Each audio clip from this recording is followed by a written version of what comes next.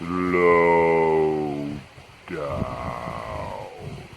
On the Shofar Minute number 9, we began discussing an approach by Rabbi Bachya ibn Pekuda from the 11th century of how to get ourselves, how to get our emotions to want to do God's will, to make me want, to encourage me to want to integrate a perspective on the world that's not necessarily my own, and to want to make decisions incorporating a perspective that's not necessarily my own. How do we get ourselves to want to be doing that?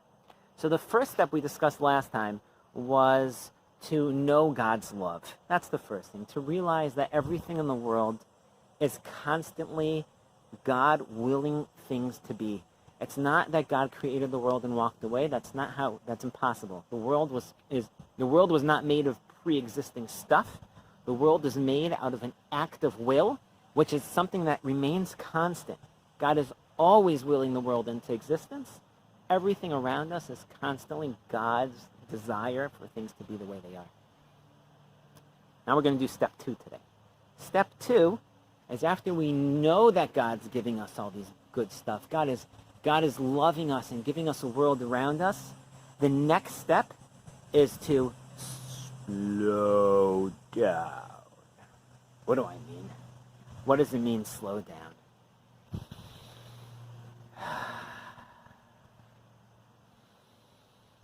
We are busy. We are busy people. We get so busy that we forget to, as a pretty hot term today, is be present. Right? Being present. Being mindful. That's the word. That's the hot word today. Mindful. This is an old idea in Judaism, being mindful. The idea is that God gives us things all the time. The world is constantly a gift. But just because he gives it to you doesn't mean you receive it. Right? Imagine someone who mows your backyard every day. Keep it nice and fresh, that nice cut grass smell. Delicious, wonderful smell. They do it every day, but you're not home. Or you never go to your backyard.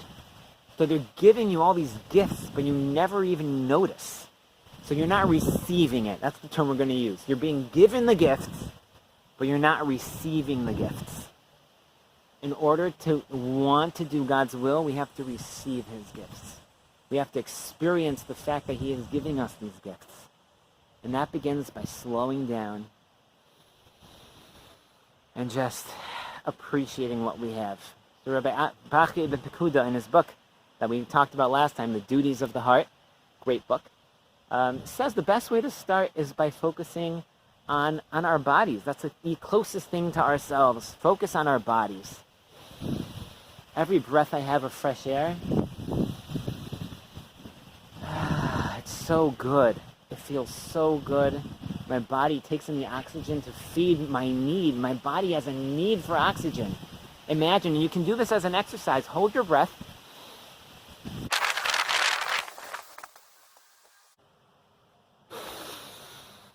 Oh.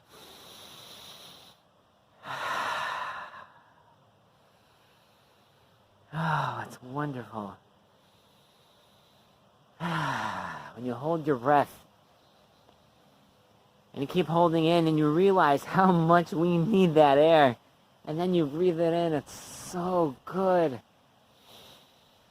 You can go on YouTube. YouTube has tons of things of people who are deaf or people who are blind, and the doctors installed and put something in, some thing onto them, either on their eyes or connected or their ears, that lets them hear or see, and you can watch on just YouTube it, the emotions, the tremendous outpour of emotion they have of just experiencing vision and experiencing the ability to hear.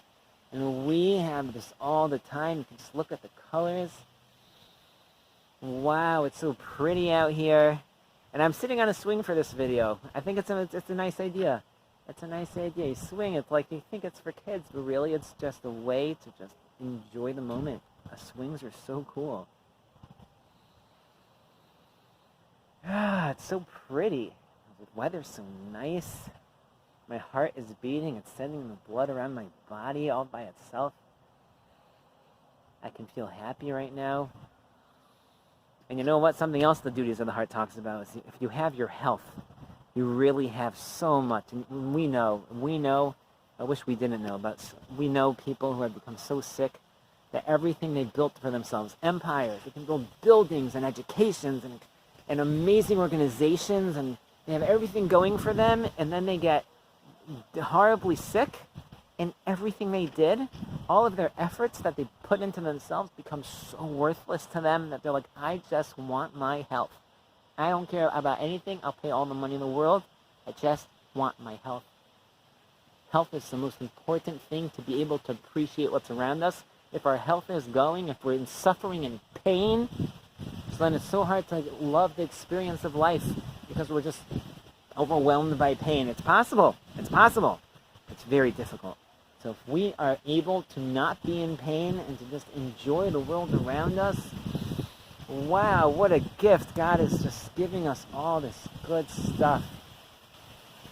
Okay, we'll talk more next time.